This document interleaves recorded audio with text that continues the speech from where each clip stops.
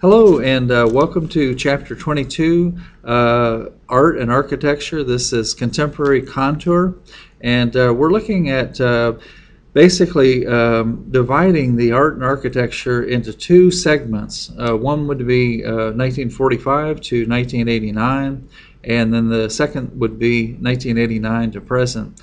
And a large part of the reason for that is the big shift that occurs in the world after the Cold War that ends in 1989, or at least shifts in 1989 due to the Berlin Wall's falling. Okay, so in some of our earlier, and we're going to be looking at some of the movements in the earlier and later times. Abstract Expressionism was an early movement in the 40s. Minimalism occurs. Op art comes in the late 50s, and pop art through the 50s to the 60s.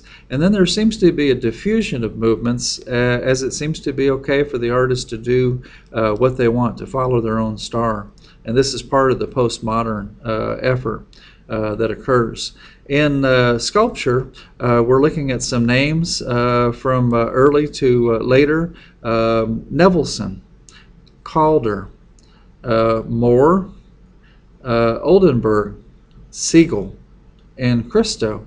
In architecture, we're looking at Frank Lloyd Wright, Corbusier, Hay, Philip Johnson, and Gehry. And in painting, we're looking at Frankenthaler, Stella, Rosenquist, and then on into the pop art movement, Jasper Johns, Andy Warhol, and Basquiat, and Hockney. And some of these names become very important to these various movements.